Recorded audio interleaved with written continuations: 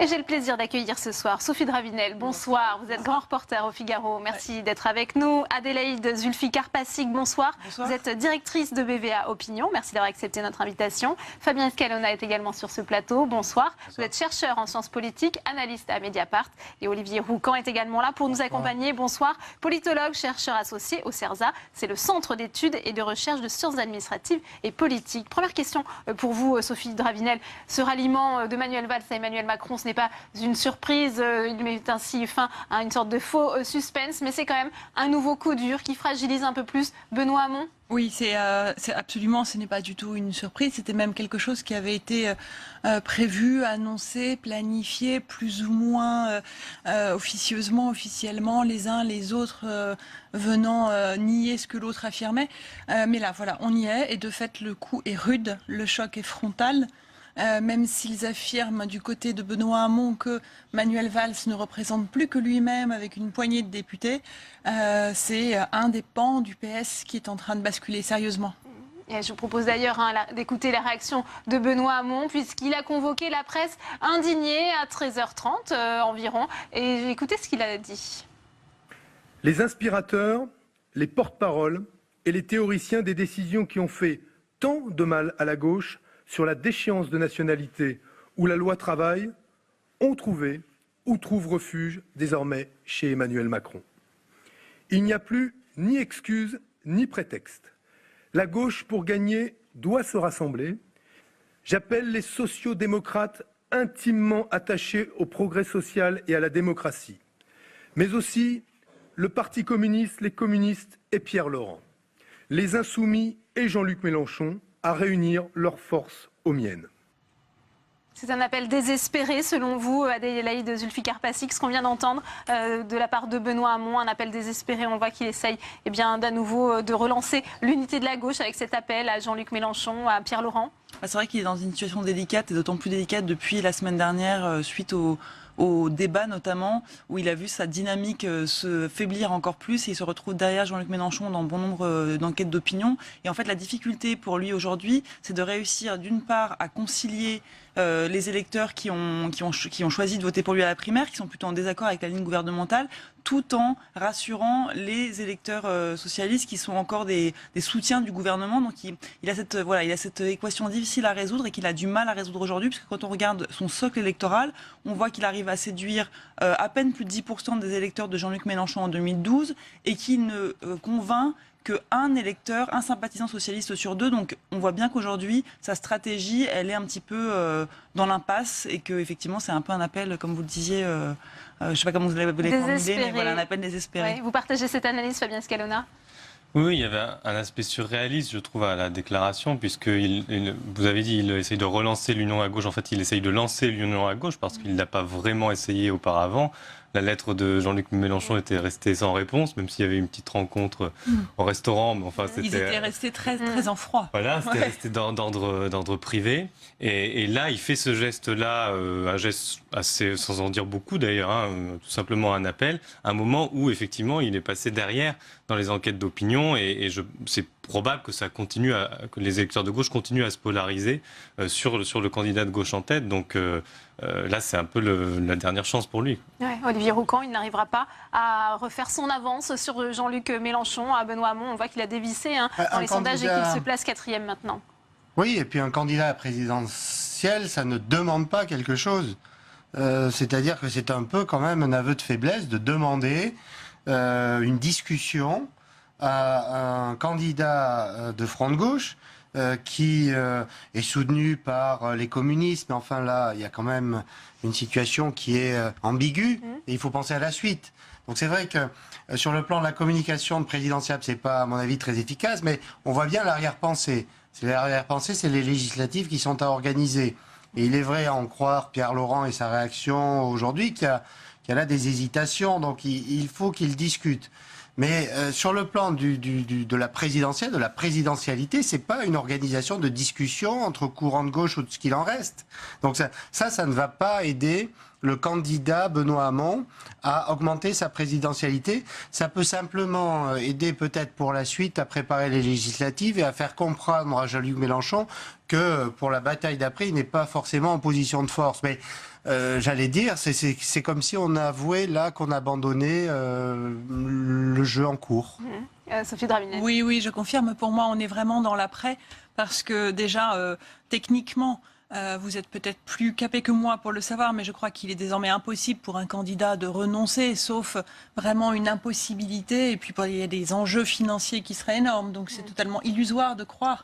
Et puis, en plus, Jean-Luc Mélenchon va répondre à Benoît Hamon comme il l'a déjà fait. Très bien, on fait l'union, mais derrière moi. Pourquoi derrière toi? Enfin, on imagine qu'il va lui demander de se retirer lui. Voilà, mais voilà, exactement. On n'imagine pas une seconde que ce puisse être possible. Alors, ce qu'on voit se constituer, ce que d'ailleurs me disait Christian Paul, le député Christian Paul, tout à l'heure au téléphone, c'est une forme de scission du Parti socialiste évidente.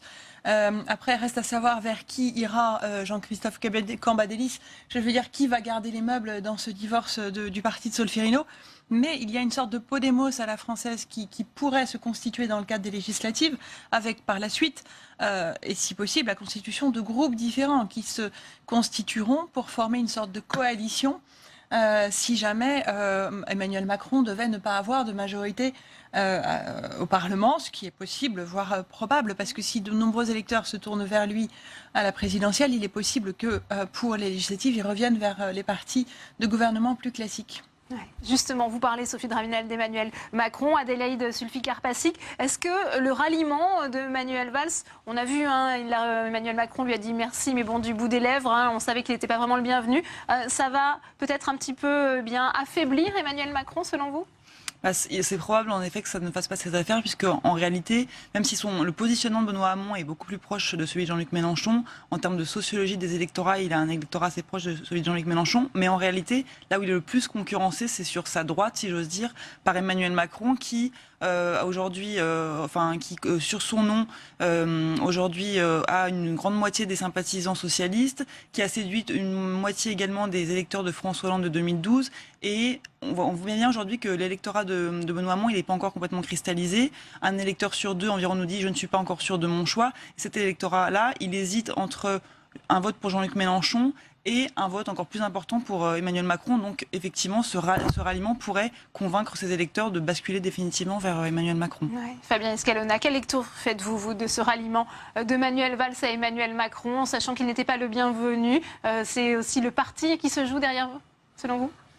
Oui, ou effectivement de ce qu'il en restera. Enfin, je crois qu'il y a une forme quelque part de clarification, c'est-à-dire évidemment il revient sur sa parole, donc moralement c'est assez désastreux, mais politiquement il y a une réalité, c'est que ces gens-là effectivement n'ont pas grand-chose à faire ensemble. Alors la seule force qui les coagulait encore, c'était que le PS était encore une machine à pouvoir gagner des postes électifs et à les répartir. Du moment où ça est en train de disparaître ou menace de disparaître, à ce moment-là, vous pouvez avoir vraiment une force centrifuge qui explose tout ce petit monde-là.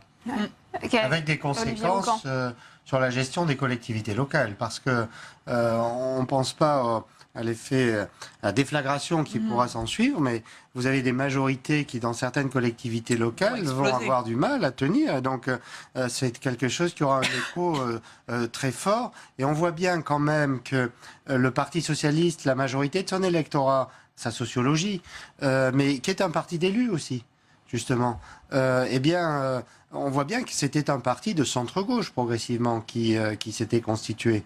Alors, ça veut dire que l'aventure de la polarisation sur la gauche, en termes derrière de force, de moyens, de ressources, ça va vraiment être une aventure quand même pour ceux qui décident de suivre ce chemin. Mais il est vrai que de notre côté, aller se rapprocher de Macron, ça veut dire être capable, dans la négociation, d'être en position de force. Et rien ne garantit que ce soit le cas si Emmanuel Macron l'emporte. Sophie Dravinel, et ensuite Fabien Escalona. Oui, c'est sûr. Mais je pense que là, on est face à, je ne veux pas anticiper sur ce que vous voudriez dire, mais je crois qu'on est vraiment face à une situation complètement nouvelle. Vous parlez de l'effet de souffle suivant l'élection, il sera multiple, les déflagrations seront nombreuses. Là, on est en train quand même d'assister, parce qu'on parle de la gauche, mais moi je pense aussi aux Républicains, à une forme d'explosion des partis de gouvernement. Tout va être recomposé. Si jamais Emmanuel Macron devait emporter l'élection, gagner son pari, ce qui n'est pas du tout fait selon moi, parce que on voit que François Fillon se maintient quand même autour de 20%, malgré tout ce qui lui arrive. C'est une performance que nous devons tous saluer, ou disons de son électorat qui reste décidé. Et donc les choses ne sont pas jouées. Mais si ça devait être le cas, il y aurait une recomposition totale. Et donc là, c'est une nouveauté dans la Ve République. Et je ne sais même pas si on pourra encore parler de Ve République. Fabien Escalona.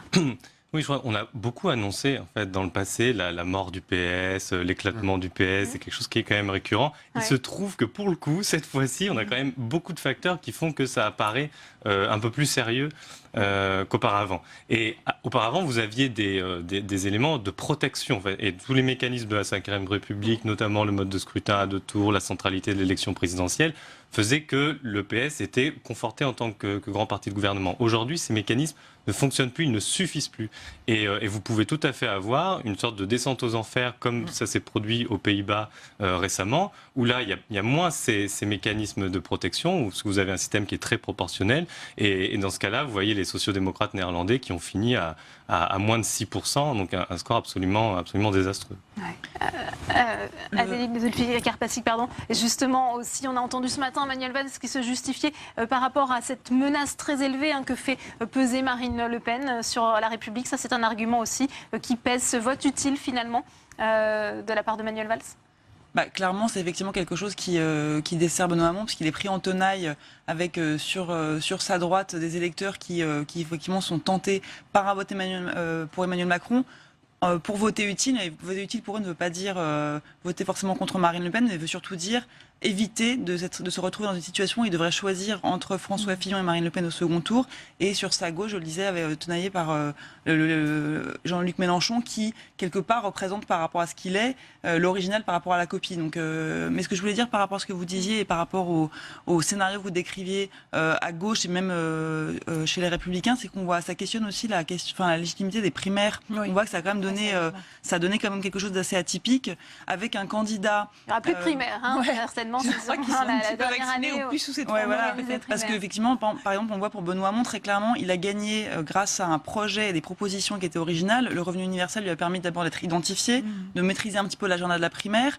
Or, aujourd'hui, c'est ce super propulseur qui lui permet d'être sur le devant de la scène et ce qui, aujourd'hui, le freine, puisqu'on voit que, d'une part, les Français, dans leur majorité, sont opposés au revenu universel, mais même les sympathisants socialistes, les électeurs de François Hollande 2012 doutent de la légitimité de cette mesure et c'est quelque chose qui, du coup, aujourd'hui, il le traîne un petit peu comme un boulet. Il a du mal à sortir de ce schéma et de cette proposition. Ouais. Olivier Roucan. Justement, sur cet aspect menace Front National, c'était joué d'avance ce vote utile, ça allait justement fragiliser davantage Benoît Hamon, selon vous ? Oui, ce qui était couru d'avance, c'est la démarche d'Emmanuel Valls.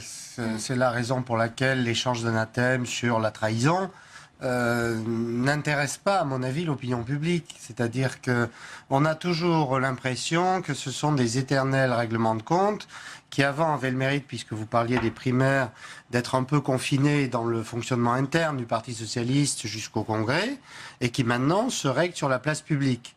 Et puis il y a un deuxième point qui montre l'affaiblissement des partis de gouvernement, et toutes ces logiques concernent aussi la droite classique. Le deuxième point qui est à noter, c'est quand même l'incapacité des directions du centre de ces appareils à sanctionner. Avant les frondeurs et désormais les rebelles, on va dire. Mais c'est quelque chose qui n'est pas nouveau, ça, par contre. C'est-à-dire qu'on a vu cette désagrégation des partis de gouvernement progressivement. Le Parti socialiste a eu un problème il y a 10 ans avec Georges Frêche, il n'a jamais été vraiment sanctionné. Et il y a comme ça, on voit l'affaiblissement de ces vieux partis. Et finalement, en termes de vieux partis, vieille organisation, celle qui tient le plus, pour l'instant, le coup, c'est le Front National, qui est un parti à l'ancienne, qui est fermé sur lui-même, qui est vertical et qui a son noyau de militants et une sûreté du choix qui est déterminée. Alors qu'on apprend par Sophie Drabinel que le sénateur François Patriat, qui est un soutien de longue date d'Emmanuel Macron, quitte officiellement le Parti socialiste. Ça commence cette hémorragie qui était tant redoutée, selon vous, de manière officielle, puisque jusqu'à présent, il y avait des ralliements sans vraiment d'exclusion ou de sortie du PS. Voilà. Il y a eu, me semble-t-il, un ou deux autres qui ont quitté le PS volontairement. Il y a une forme de cohérence. C'est quelque chose qu'il faut saluer sans doute dans l'ordre de l'appartenance à un parti. Même parce que d'abord, Jean-Christophe Cambadélis l'a souligné, il ne peut pas y avoir de double appartenance dans sa lettre aux militants. Même s'il se refuse de condamner, il ne veut pas de Saint-Barthélemy, il ne veut pas couper de tête, il ne veut pas injurier le futur comme on l'a déjà dit. Mais je crois que il y a... Ça pourrait pourtant clarifier la situation. Oui, ça pourrait clarifier la situation et ça pourrait... mais je crois que c'est au-delà des forces de Jean-Christophe Cambadélis. C'est au-delà de son tempérament, c'est au-delà de ce qu'il est, c'est au-delà de l'histoire, de ce qu'est l'histoire du parti, comme vous l'avez très justement souligné avec Georges Frêche. C'est-à-dire c'est un parti de consensus aussi qui a été habitué à avoir un certain nombre de lignes qui aujourd'hui sont tirées au point d'éclater. Mais je crois qu'il y a une forme de sincérité, même si Manuel Valls cherche sans doute à la survie, comme Jean-Christophe Cambadélis, de son parti et d'une coalition avec En Marche, une forme de sincérité dans sa peur du Front National, parce que je crois qu'ils savent, et ils se doutent bien, et vous me confirmerez sans doute, que les électeurs de Jean-Luc Mélenchon, sans doute aussi ceux de Benoît Hamon, ne sont pas du tout forcément décidé à voter François Fillon contre Marine Le Pen. Le jeu républicain, cette fois-ci, pourrait ne pas jouer. Il y arrivait à avoir une abstention folle. Et je soupçonne même que certains, dans une tactique, je dirais trotskiste pour parler un peu vite, ou disons de volonté de terre brûlée, puissent même décider de voter Marine Le Pen pour faire exploser le système. Enfin, je veux dire, ce sont des choses qui sont compréhensibles dans l'esprit de certains, même si c'est à la marge. Et on va voir, et cette crainte du coup de l'abstention, dans un cadre Fillon-Le Pen et peut-être aussi dans un cadre Macron-Le Pen, n'est pas à exclure. Elle est en tout cas annoncée très élevée à la fois au premier et au second tour. Oui, non, moi je voulais insister sur l'aspect affaiblissement de l'appareil, parce que ce qui a été dit sur Frêche est vrai, mais là on est quand même dans une présidentielle et il n'y a aucun acte fort. C'est-à-dire que, et il me semble que les Républicains tiennent un peu mieux quand même la maison que ce qui se passe avec le Parti Socialiste. Donc, on disait pas ça il y a quelques années sur les Républicains, avec la grande fracture qui a eu lieu entre Copé, Fillon, la médiation très difficile à 3 pour arriver à une primaire. Là, il y a un candidat investi, on sait dans quel état il est, et je trouve que ça se tient un petit peu mieux. Voilà. Que disent les enquêtes d'opinion, Adélaïde Zulfikar-Passix, sur justement Emmanuel Macron qui fait, on le voit, cette course en tête, on imagine, avec un Benoît Hamon qui dégringole dans les sondages? Alors effectivement, Emmanuel Macron fait la course en tête au coude à coude avec Marine Le Pen, mais il faut être prudent quand même à cette échéance du scrutin, parce que d'une part, on l'a souligné, on a un risque d'abstention qui est assez élevé, enfin qui est plus élevé en tout cas que ce qu'on mesure normalement pour une enquête présidentielle. On estime l'abstention, alors c'est compliqué à estimer, même selon les enquêtes et les instituts, entre 25-30%, sachant que normalement pour un premier tour d'élection présidentielle, on est plutôt à 20% seulement. Premier point. Deuxième point, on a encore un électorat qui n'est pas du tout cristallisé dans ses choix. On est à moins d'un mois du scrutin. 24 jours, je crois. Voilà, c'est ça, c'est affolant, presque 3 semaines. Ouais. Et on a encore, parmi les électeurs qui nous disent « je suis certain d'aller voter », on en avait encore dans notre dernière enquête en fin de semaine dernière, 45% qui nous disaient « mais je ne suis pas encore sûr de mon choix ». Et là, cette certitude du choix, elle est particulièrement faible pour Emmanuel Macron, qui certes fait la course en tête, mais qui, attention, a encore près de 1 de ses électeurs sur 2 qui nous déclarent pouvoir changer d'avis. Donc je ne sais pas comment ça va se passer, mais j'exclus pas du tout que dans la dernière ligne droite, François Fillon, dans le cercle électoral, est beaucoup plus fort. Et vous l'avez souligné, moi je trouve qu'il a assez bien résisté quand même, vu la séquence, vu ce qui s'est passé, vu les affaires. Donc voilà, je ne mettrai pas mes 2 mains à couper, que ni même une seule, qu'on s'oriente vers un second tour nécessairement opposant Marine Le Pen et Emmanuel Macron. Oui, ces indécis, Sophie Dravinel, ils hésitent entre qui? Benoît Hamon, Emmanuel Macron, Benoît Hamon, Jean-Luc Mélenchon. Comment voyez-vous les choses? Alors, moi, ce que je crois, c'est qu'effectivement, Jean-Christophe Cambadélis et ses proches, la direction du PS, ont un peu reproché à Benoît Hamon de ne pas avoir établi de frontière entre lui et Jean-Luc Mélenchon. Et il pose comme principe que le fait de ne pas avoir établi ces frontières a permis le passage entre les deux et du coup à Jean-Luc Mélenchon de passer devant lui. Moi, je ne sais pas trop si c'est le cas. Je crois qu'il y a un électorat qui a vraiment voulu mettre tous les socialistes dans le même sac. Et je pense que l'électorat de Jean-Luc Mélenchon est assez déterminé. Je pense que celui de Benoît Hamon hésite encore un peu entre Macron et évidemment Hamon ou même Mélenchon. C'est par exemple très visible à Paris, où le choix de Bertrand Delanoë de soutenir Emmanuel Macron a perturbé beaucoup de socialistes. Et on s'attend à ce qu'à Paris, il y ait un vote massif des socialistes ou de la gauche en faveur d'Emmanuel Macron, peut-être jusqu'à 35%. ce qui serait très important pour la suite, pour l'avenir d'Anne Hidalgo.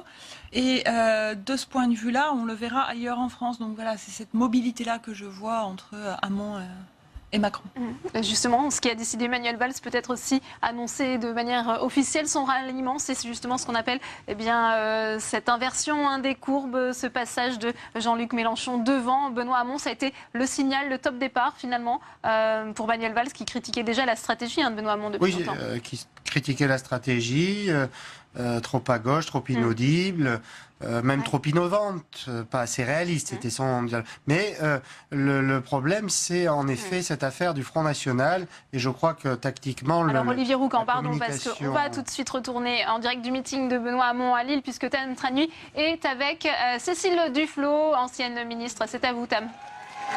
Oui, Cécile Duflot, comment vous caractérisez l'attitude de Manuel Valls qui a appelé ce matin à voter au premier tour pour Emmanuel Macron? Tristement prévisible, comme ce qu'il a fait ces 3 dernières années comme Premier ministre en fracturant la majorité. Mais en fait, finalement, l'important, c'est ce qui se passe ici derrière moi, c'est ce qui se passe dans cette campagne. C'est l'écriture d'une nouvelle page de l'histoire de la gauche et de l'écologie rassemblée et qui démontre que les solutions sont là et qu'il y a une autre façon, une façon plus digne, plus droite de faire de la politique. Une clarification de la situation finalement pour vous? Oui, pour une part parce qu'il jouait de faire durer son non-soutien et ça faisait un feuilleton assez triste. Donc voilà, maintenant tout ça c'est derrière nous. Ce qui est important, ce sont les propositions de Benoît Hamon, ce qu'il porte pour la société, sa capacité à vraiment regarder l'avenir. Et ça demande de rassemblement en début d'après-midi. Vous y croyez avec Pierre Laurent, avec Jean-Luc Mélenchon qui a déjà dit non? Ce qui est sûr, c'est qu'il y a eu une histoire commune. Cette histoire qui permet à l'écologie d'intégrer et à la gauche de comprendre que cette nouvelle page de l'histoire se mixe ces deux histoires-là.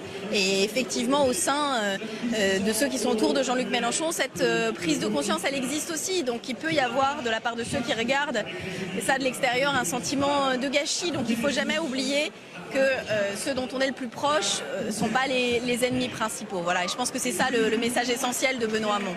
Merci beaucoup d'avoir répondu à nos questions. Merci beaucoup Tam pour cette réaction en direct. Olivier Roucan, on entendait à l'instant Cécile Duflot, elle aussi, l'appel à tourner la page et à réécrire une nouvelle page de cette gauche. On oublie l'objectif présidentiel finalement. Oui, c'est ça, mais depuis le début, beaucoup d'acteurs qui sont dans ces salles pensent à la suite et pas du tout à la présidentielle, et ils le montrent, j'allais dire, un peu plus à chaque fois. Il y a quand même quelque chose qui est, à mon avis, à mémoriser, c'est que les procès permanents en trahison rajoutent à la défiance et à la lassitude et au rejet, y compris de militants et de sympathisants de gauche, qui vont être intéressés à un renouvellement des visages, mais pas seulement, de la sociologie aussi. C'est-à-dire que dans ces procès-là, le visage de Madame Duflot n'est pas plus, si vous voulez, attractif que celui de Manuel Valls.